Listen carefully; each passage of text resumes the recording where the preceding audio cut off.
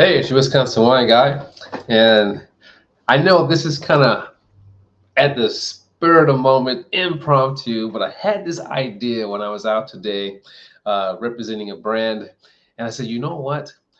I'm going to do a live sake. I always do the wine and winery tours. I'm going to do a live feed for sake. Because starting to gather some sake fans, on my channels and on my social media, and I want to, some of them are new, and I always talk about being new and understanding sake and enjoying sake.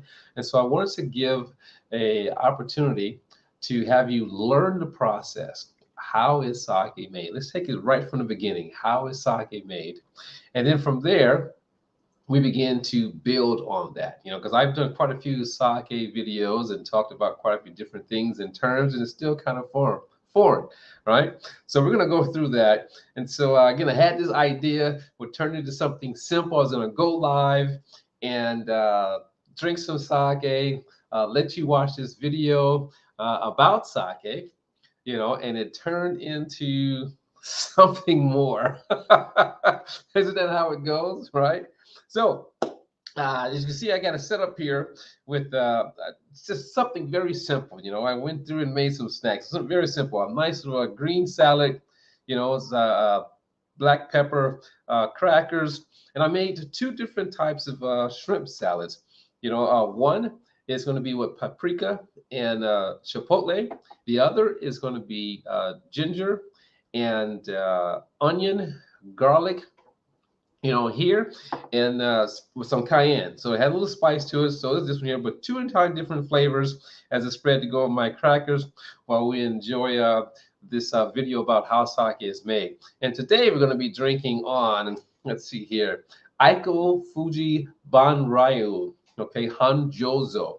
So it's a Hanjozo style sake, meaning that it is fortified with a little alcohol, just to increase its potency. All right. It has remember the sake meter value? Sake meter value, 0 being neutral, plus going up the meter, talks about this, say how dry it is. Going minus talks about how sweet it's going to be. So this is going to be 0 being neutral. It's going to be +1. So it's going to be still neutral, but has some dryness to it to give it some balance. 65% rice polishing ratio. Maybe we talk about the polishing of the rice or the grain, what's left over. So 65% is left over, for this particular sake, give it a little bit more, flavor and character. But it's going to be very interesting. And we're going to try with these dishes. But first, we're going to learn about, how sake is made. And I'm going to be snacking. And when we come back to the end of the video, I'll tell you what I think about this sake, what I think about with the food, okay? So if you had a chance to grab yourself some sake, again, as I said, I apologize for this last minute, live feed here. But it was in my head. I'm like, you know what? It's been a while. Let's go ahead and do it. So let's now get into our video, and then we'll learn about how sake is made, right? Here we go.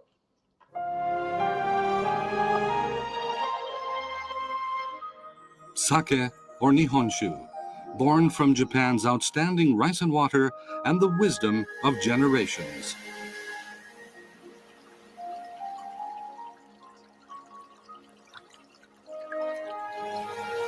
Rice is itself respected by the Japanese, and Nihonshu is a precious part of daily life and Japanese culture.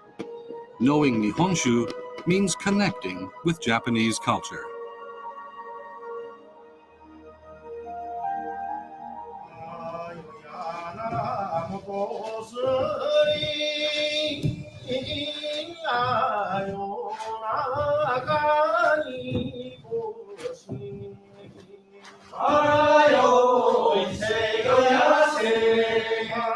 Through Nihonshu, we see the wisdom of our forefathers in traditional brewing techniques.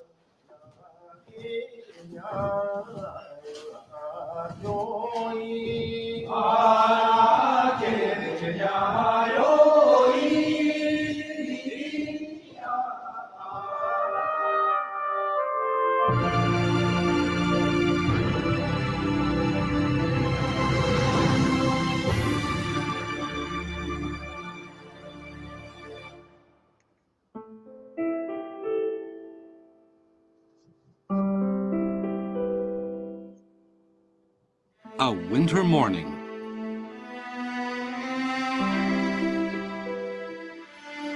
These are sake brewing craftsmen, known as kurabito. The person who directs and is responsible for the work of the kurabito is the toji.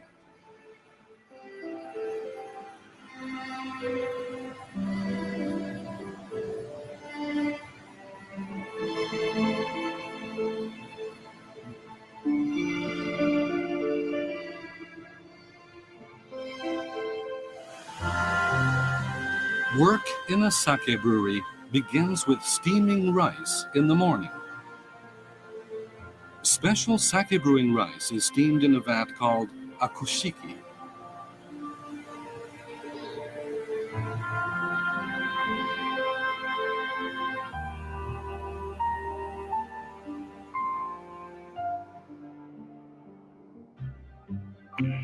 The preparations for steaming began the day before. Under strict supervision of the toji, the kurabito wash the rice and allow it to absorb water.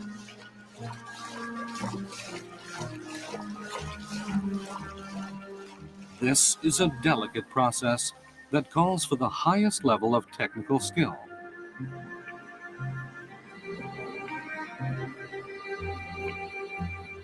Because the amount of water that the rice absorbs greatly affects the quality of the final product, the toji measures time down to the second during these steps.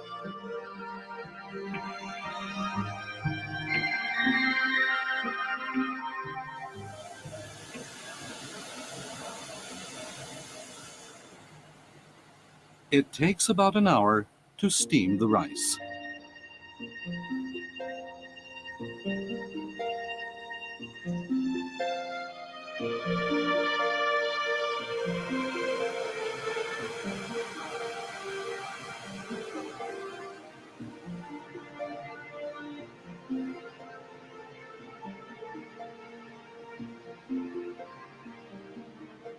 Here, the condition of the steamed rice is checked by squeezing a handful of rice into a putty-like form called hinerimochi.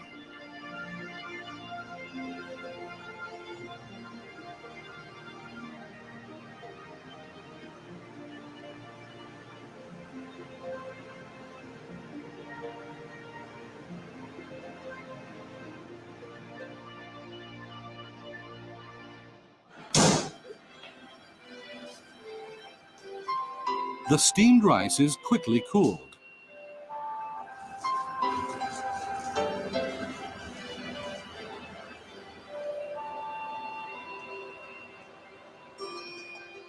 The main process of sake brewing starts here.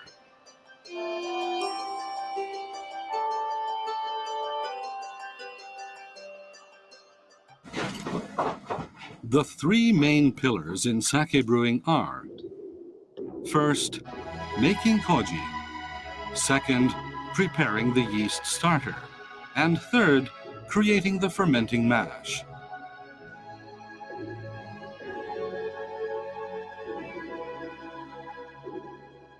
The most important of these is making koji.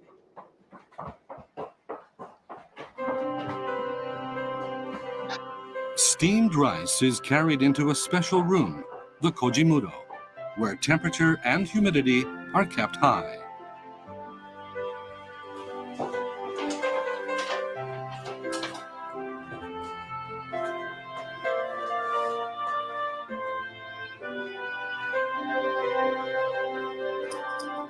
Koji mold spores are sprinkled onto the spread out rice.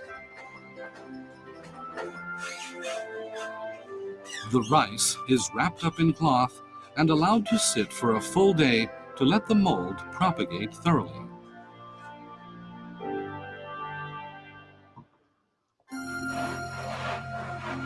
The next morning, the clumps are gently broken up and divided evenly into special wooden trays called kojibuta.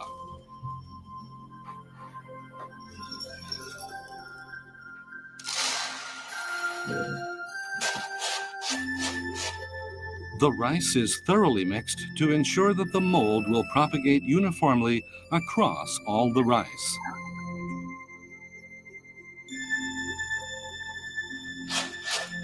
The work performed inside the kojimuro calls for great focus, concentration, and patience.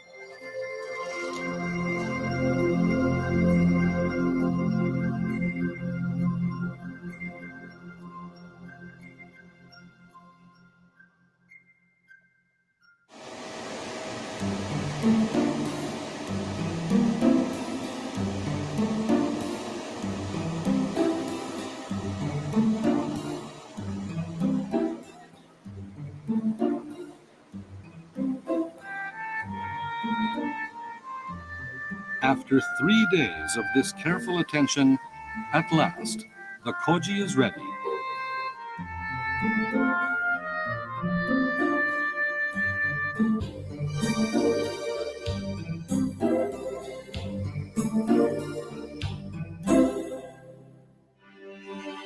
Making sake requires high-quality pure strains of yeast that will be allowed to greatly multiply and play the major role in fermentation.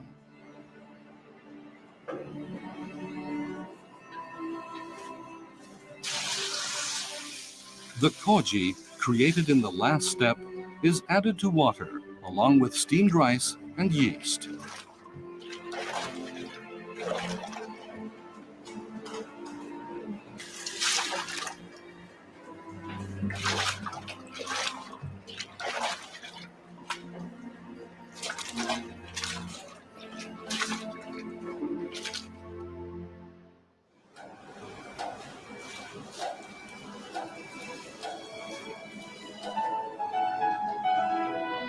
The temperature is precisely controlled to help the yeast multiply smoothly.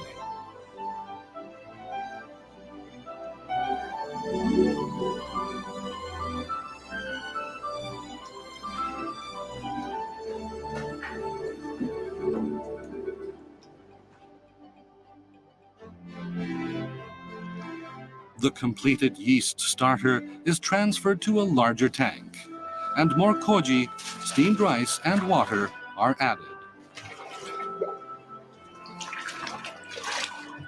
The next day is known as the odori, and nothing is added. The following day, however, comparatively larger amounts of koji, steamed rice, and water are added again. On the fourth day, still more koji, steamed rice, and water are added in larger amounts. That will be roughly half of the total batch. This is the end of the fermenting mash. Sell to millions of people online with Shopify's social media and marketplace integrations. You can Preparation.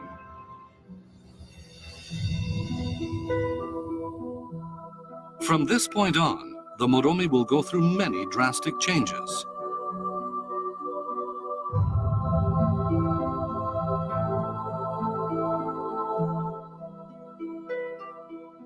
The koji will convert the starch in the rice into glucose, which the yeast will then use to create alcohol and carbon dioxide.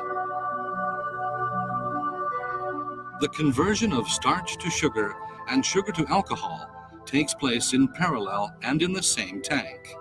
This is known as multiple parallel fermentation and is unique to sake.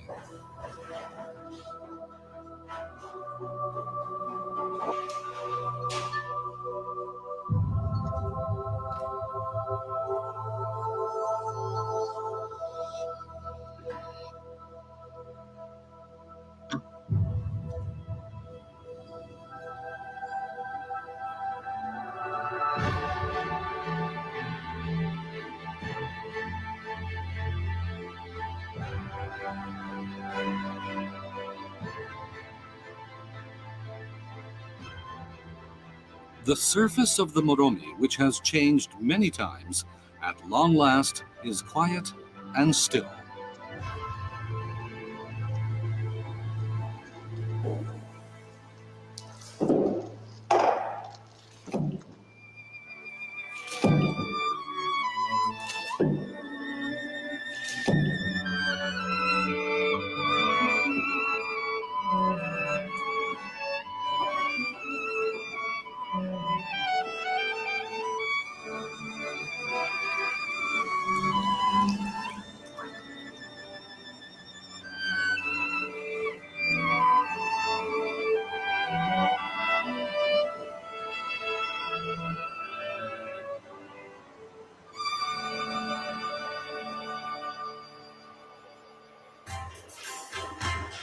The fermented moromi is placed into cloth bags, and the completed sake is separated from the remaining rice solids.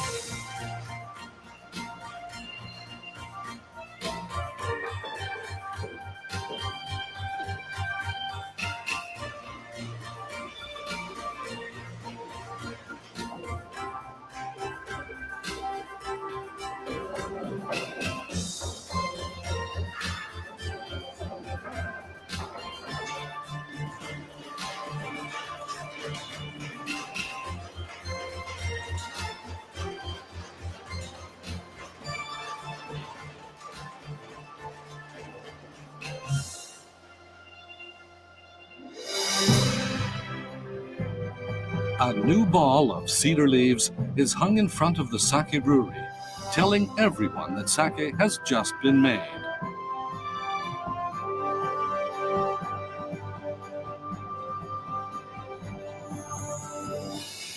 After this, the sake will be filtered, pasteurized, and matured, making it well-rounded and richly aromatic.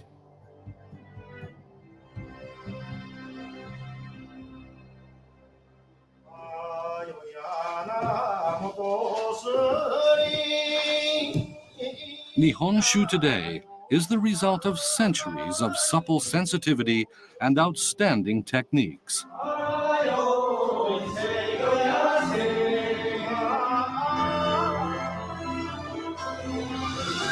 It is subtle, somehow sweet, yet dry. Sake goes with the seasons, supports good food, and makes interactions with others smoother.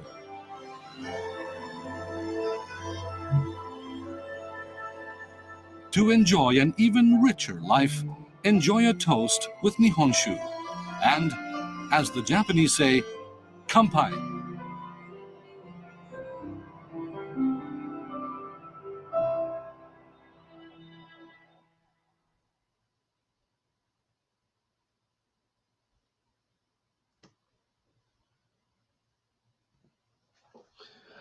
Well, there you have it. I mean, it's a process, and sake is also seasonal. You have winter sake, fall sake, spring sake, and each, having a completely different taste profile to it.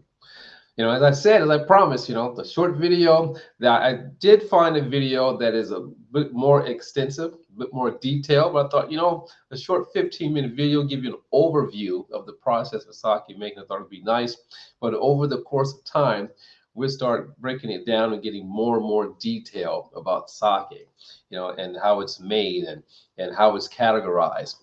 Because I talk a lot about different categories, Hanjozo being today, Jumai Genju, what does all this mean? We're going to get through all of that. It's about time that I now start breaking it all down for you step by step. And then maybe find a brand that it's probably universal, you can find anywhere, and we'll do a live tasting all together. Right? Wouldn't that be fun? I think so. So let's do some sake and food pairing here. Those who've been following me know that I like to step outside the box, and I encourage you to step outside the box when having sake and food. It's just not for Asian type cuisine. I think I've done some sake with burgers, pastas, you name it, So step outside the box with your sake and just enjoy it. But today I just did a very quick snack board for myself, with my sake here. I don't know if I told you the alcohol in this sake is coming in at 15.3% alcohol, sake here. Let me pour some more in my glass. You can see I've been drinking it. Now, of course, these sake cups, they call them, you can find them in glass cups, tin cups, or even paper cups. You can drink right out of the cup, or you can just pour it in a wine glass. I can have mine in a wine glass, but you can definitely pour it or drink it right out of the sake cup that it comes in. So let's get to it. I'm going to move this over. Let's move it right here. And I have, again, as I said earlier, I have a shrimp salad. This is going to be with some ginger, some onion, cayenne pepper, and both are mayo-based. That's this one here. The next one is going to be smoked paprika. Paprika and smoked chipotle, also shrimp, mayo based here. So to get a little heat, a little smokiness, and see how it's gonna go with the sake. Now I did try the sake, and it's a very neutral type sake. One that can be served warm, room temperature, or even chilled. So mine, when I first started the video, was straight out the refrigerator, so it was chilled.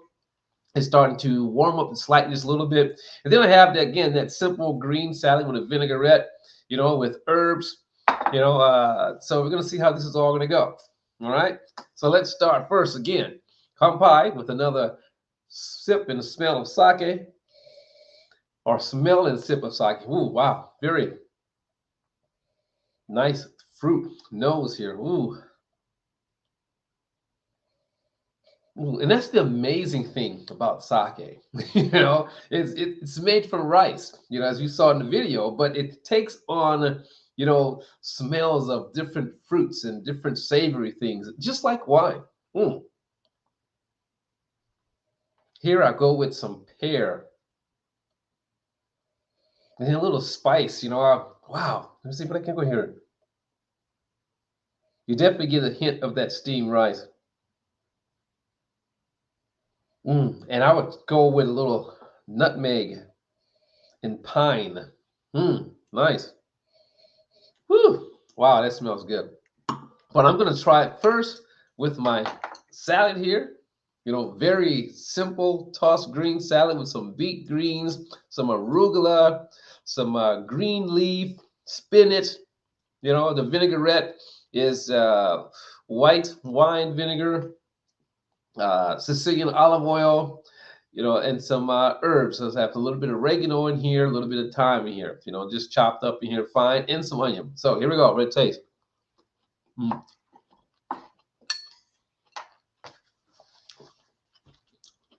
So definitely pick up the herb with the vinegar, the acidity. See how it plays here.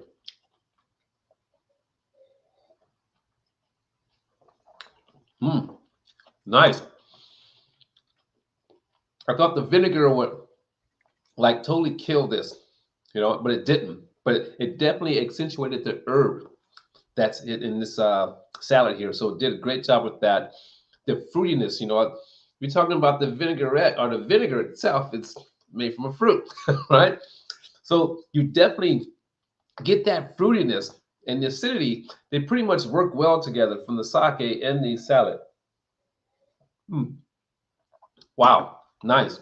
Now we're going to try the chipotle, the smoked chipotle, and the paprika.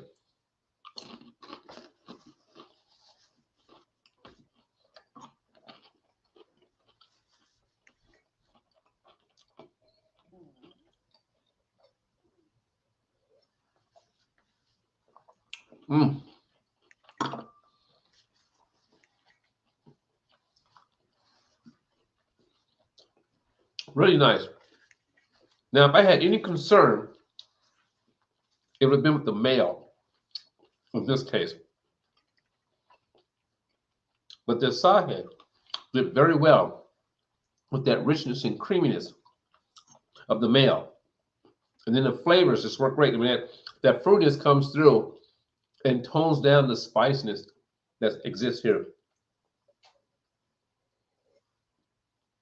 And I thought maybe the smokiness from a chipotle will overpower it. Worked great.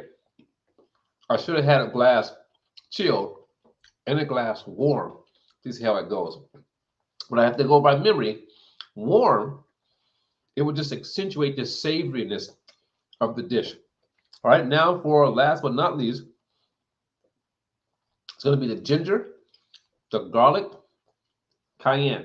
Again, both mayo based. Here we go.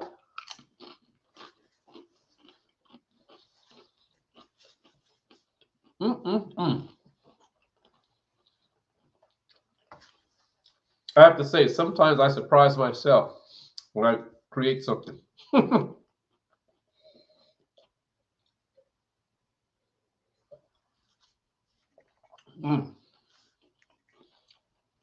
Now, this combination here has more of a Chinese influence with the ginger and the onion, maybe the garlic, and some heat, but works nicely.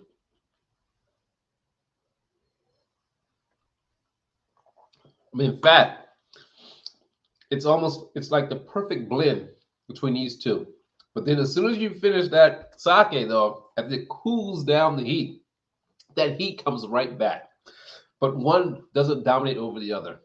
So there you have it. I hope you learned something about how sake is made. And I hope I encourage you to step outside your box and try sake with different and unusual foods and explore, explore, explore. Search your Wisconsin Wine Guide. Send you as always, let your palate be the guide when selecting your sake, and have a lot more sake and a lot more sake learning to come. I'll see you next time. Come by.